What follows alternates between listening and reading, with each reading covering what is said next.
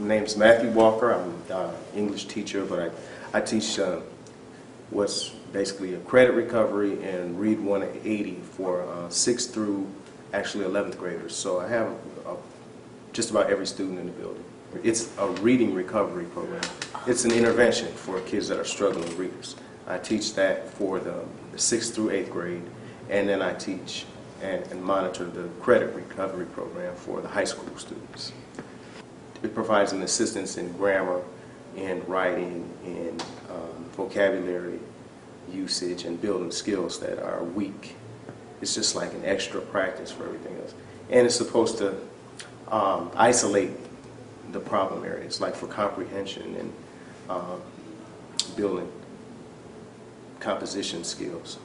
Since Dr. Tideman's program has been here, Attitude, and I think there's a greater sense of well-being, because I had students this year who were homeless at points, and we don't always realize the immediacy of hunger among students.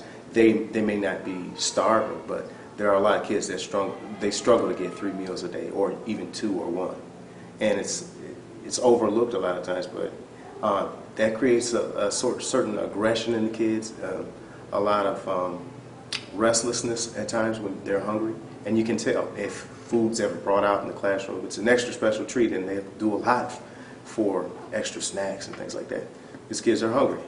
They're hungry sometimes, a lot of times, and it's not the majority, but it's enough to affect the overall climate in the classroom if there are kids that are restless because they're hungry.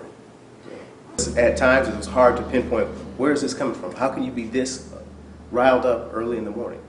And then you see the bags of snack chips, hot fries, all kind of junk food, candy, kids just filling up on this. And I'm like, how are you ever going to relax? I have too many cups of coffee and I get the jitters. And they just eating candy after candy, bag of chips, stuff that bothers my stomach. They're eating it on a regular basis every day. There is an uptick in their performance. Most of the kids in the credit recovery program, especially our older kids, they are in front of a computer 4 or 5 hours straight. And that takes a lot to settle in and stay focused.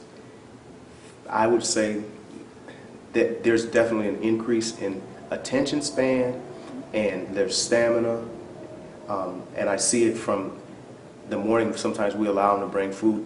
If they don't finish it all, they'll bring in an extra boiled egg or something, and I see that food being opened up, and they're snacking, but they're clicking at the same time. Whereas before, and not with everyone, but a greater majority were restless, didn't get started, man, I'm hungry, those kind of comments. It added to the stability and the structure they have in their life, and they know that they can count on coming to the building and having some needs met emotionally. There's a breakfast waiting for them, and it's not just what's left over from the cafeteria, but it's a good breakfast, and there are people standing there to serve them, and that gives a sense of belonging, and I think it sort of comforts them in a way that they weren't traditionally in the cafeteria line. They ask them about the food that they eat. They ask them what they like and what they don't like, and tell them a little bit about what it does for them. And it gets their attention. They get quiet. I think it's opened a lot of them up to experience and try new things. And they have tried a lot of new foods, and they've asked questions about them. What is this and what is that? Is this nasty? Is that nasty? Or is this good or not good?